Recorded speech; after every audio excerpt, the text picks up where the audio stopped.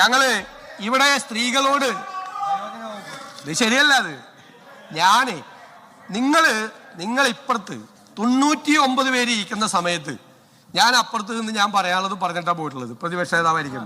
ഇപ്പൊ ഞാൻ വന്നിരിക്കുന്നത്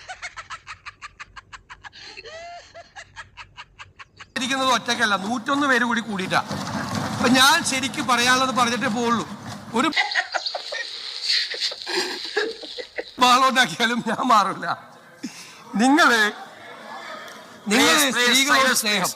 ഈ ആശാ വർക്കർമാര് ആ തെരുവില് സമരം ചെയ്തില്ലേ എത്ര മാസക്കാലം? നിങ്ങൾ തലമുണ്ടനം ചെയ്തില്ലേ സ്ത്രീകൾ? നിങ്ങൾ അവർക്ക് അതൊന്നും എനിക്കറിയാൻ മേല. ഓവറായോണ്ടാണ് ഞാൻ പറയണത്. കഴിഞ്ഞാണോ എനിക്കൊരു വാണിംഗ് ഞാൻ തന്നാണ്. സത്യമാണെങ്കിലും എനിക്ക് അംഗീകരിച്ചു കൊടുക്കാൻ പറ്റുമോ?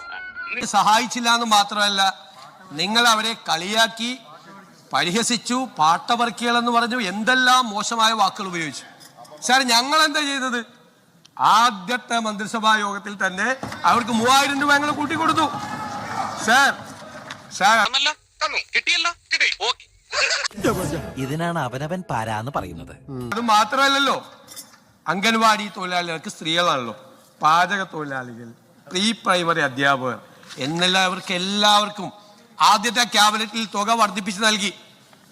മനസ്സിലായ? ഞങ്ങളാണ് സ്ത്രീപക്ഷം, നിങ്ങളല്ല, നിങ്ങളായിരുന്നില്ല. നിങ്ങൾ സ്ത്രീ വിരുദ്ധ പക്ഷ നിലപാടാണ് എടുത്തിരിക്കുന്നത്. അങ്ങ് ബഹുമാനപ്പെട്ട അംഗം ആ സ്ത്രീപക്ഷത്തെ കുറിച്ച് എന്നെ ഓർമ്മിപ്പിച്ചതുകൊണ്ട് മാത്രമാണ് ഞാൻ, അല്ലെങ്കിൽ ഇതിന് മറുപടി പറയേണ്ടതല്ല. സാർ, ചേട്ടാ അപമാനിച്ചേ ഞാൻ പോയിക്കോട്ടെ. അപമാനത്തിന് തന്നെ അപമാനമാണ് നീ.